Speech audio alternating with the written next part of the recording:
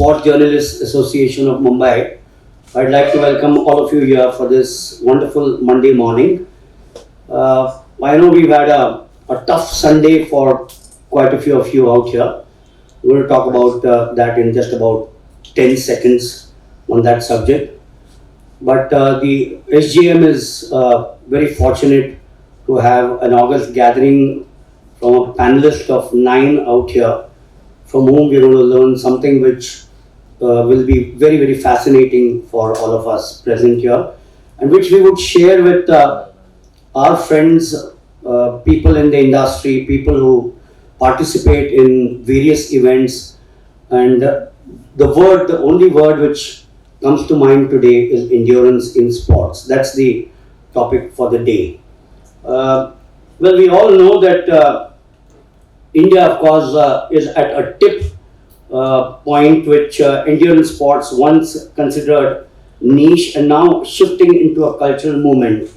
But here is a real question: can India become the next big endurance nation after Europe and the United States? That's the question which I asked a lot of you all when we were having a chat, and that's something very dear to me personally. Europe and the United States need to be left behind, and I can already see that happening in our country. Today we have leaders from global event formats, investment, sports science, coaching, and technology. Never heard of 50 years ago, when a lot of us, particularly in the media, started, print and electronic. Let's decode what is fueling this growth, what gaps hold us back, and what business and policy levers could take endurance mainstream in India. Having said that, it was yesterday where there was a fascinating event. Sadly, I missed that event. I wish I was there. We're talking about Ironman Triathlon, which started in India 2019 for the first time. So it's only 2019, which is just about 6-7 years back. And Yoska, of course, has brought these international races to India. 4 editions already of the Ironman, 70.3 kilometers. Gosh, 70.3. Some of us do 7-8 kilometers walk, and that's it. 70.3, gosh, is amazing. And the next of the events is slated to be the 5th one in November 2025 in Goa. What a place to have that event. That's my home state. Great food, great beaches, and an event of this magnitude in Goa is going to be really fascinating. Hyrox India, yesterday, as I did mention, the 3rd event, 3,300 participants. Amazing. And to add to that, over 4,000 spectators. Look at the numbers there: 3,300 participants, 4,000 spectators, and the participants encompassed 50 nations. Ideals of Baron Pierre de Coubertin, the founder father of the modern Olympics: get the nations together on one platform, forget everything. 50 nations certainly was a huge event yesterday in Mumbai. That was at Nesco in Goregaon, a fabulous facility which hosts so many of events during the course of the year. Let's get cracking straight away. As I said, the first part of the event, as I said, before we head to the 2 segments on and subject growing endurance culture in India. The first, of course, can I request Deepak Raj, the CEO and co-founder Yoska, to deliver his keynote address. But before he does walk up out here, I'm sorry, before you could stand up, sir. He's the CEO and co-founder of Yoska, that introduced Ironman and Hyrox to India, and a pioneer in building endurance sports communities. I read this, I knew this. 27 times Ironman finisher, 27, I've got goosebumps here, and 8 times Hyrox finisher. A waistline of 17. I wish I can do that from 40 to 17. Can I request Mr. Deepak Raj to please take the stage out here for his keynote address?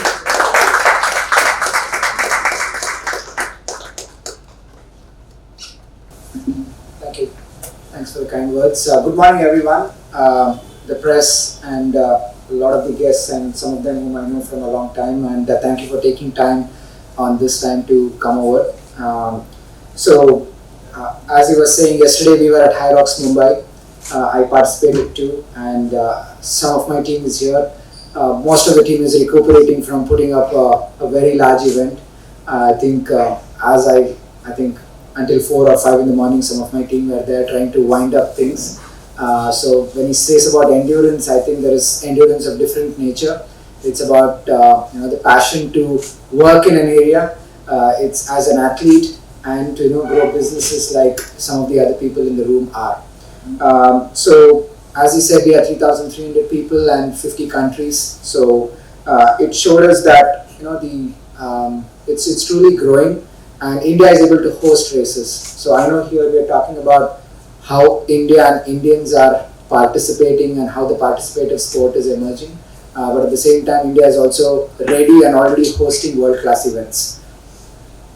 At Yoska, our goal was to create enough avenues and channels for people to take up healthy habits, and we feel participative sport is the way to go.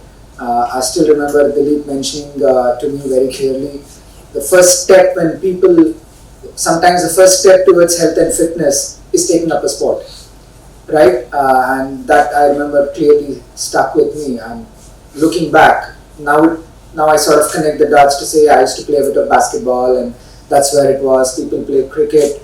Doesn't matter what it is. You don't have to do Ironman or High Rocks. But if one of the takeaways from this is that if this inspires people to go over and maybe take that 20-minute walk tomorrow, or to join a team sports, or to take up any of the endurance sports and go through, I think our mission at Yoska, which is about just supporting people. We do have a digital platform of training people, but primarily we're mostly known for hosting events. In terms of Ironman, we launched it in 2019. I was telling a few other members, quite iconic, cricket stadium, good boardroom here. 2018 in November when we launched Ironman, it was in the Chinnaswamy Stadium, and that was in the boardroom overlooking the cricket pitch. So I wouldn't say it's a full circle because me and my team have a lot more journey to go, but it's quite iconic. We are about alternate sports, but we are hosting it in a mainstream cricket thing. The same thing happened with the Ironman thing, but I think most of this in this room understand how much it takes to even talk about an alternate sport, let alone creating that ecosystem. But we have brands, we have partners, we have the community, which is showing a lot of love and support. And so the whole endurance community for us it's been a very fulfilling journey which continues. Across India now, you see running events. I think there are maybe 1,000 or 1,200 running events which happen. We're looking at 52 weeks or 52 weeks in a year. There is somewhere a run happening, and it's a well-organized, timed run.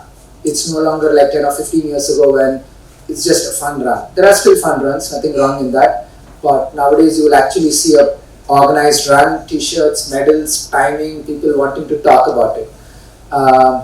Social gratification, right? It's fueling the sport. Sort of double-edged sword, but at the end of it, because someone's doing it, someone else is picking up the sport. As long as people be a bit measured on not getting too carried away, usual thing, you do a 5K, next thing you do a 10K, next thing you do a half marathon, next you do a marathon, then you're running 50, 100 kilometers. It's great, but as coaches and wearing a coach's hat, if the community plus whoever is writing about participative sport also touches upon that aspect, that you need to be patient with that. And at the same time, every time there is a unfortunate incident or anything which happens in endurance sport, believe me, there is an underlying medical reason for that.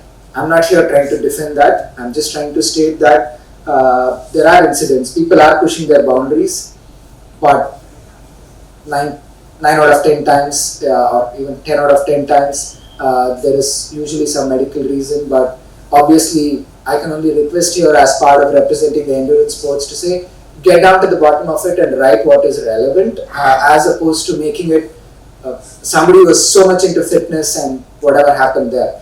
and that sensationalizes the news, right? So that's a humble request coming on behalf of the endurance community, given all of you are writing whatever gets written.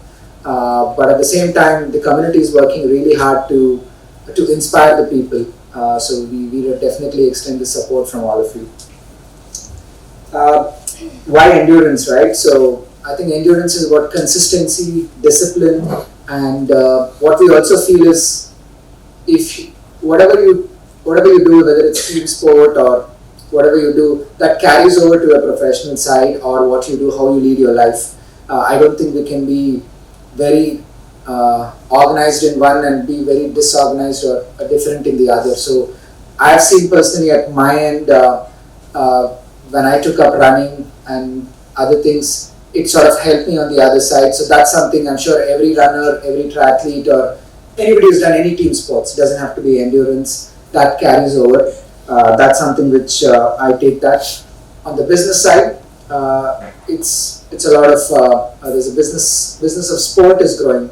I mean, I know Procam shares a wall with this, and Procam has been leading the whole running part of it. I think 2004 was the first Mumbai Marathon, 21 years, and they paved the way for us when it comes to, well, sport, participative sport can make money.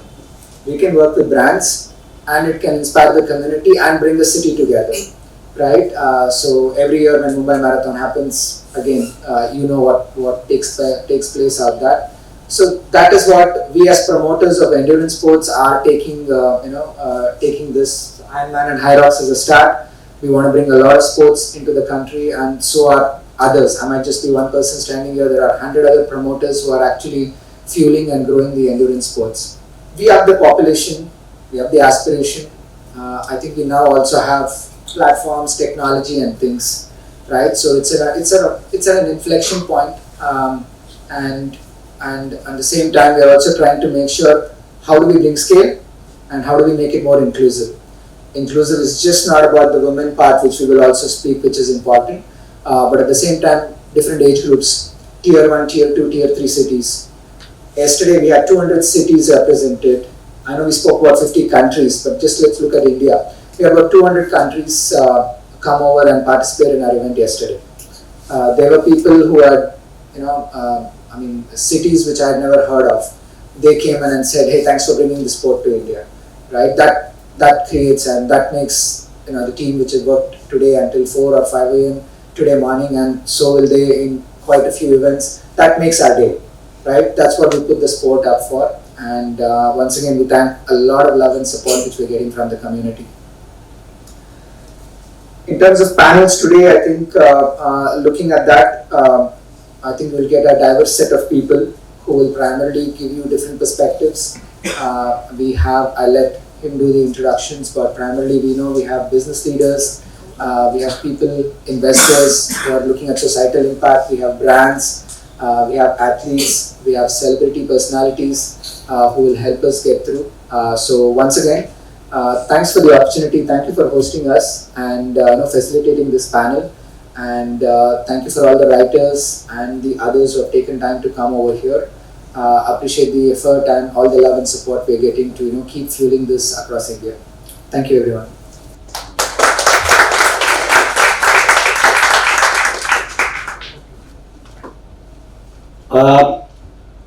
Thank you so much, Deepak. We have the population, is what you mentioned. How do we make it inclusive, and how do we get the nation to be a part of this sport? Couple of questions which will be answered during the next 45 minutes to an hour. We have two different segments as far as the panel is concerned.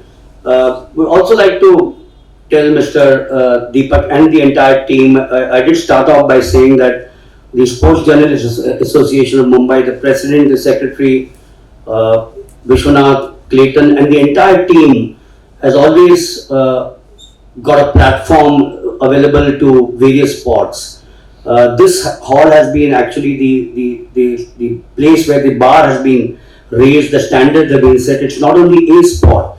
We are in the C.K. Naidu Hall, of course, but as you rightly mentioned, the Chinnaswamy Stadium and the Brabant Stadium, two historical stadiums, and there couldn't have been a better place to host this particular event here on a Monday morning. So there'll be plenty in months and years to come.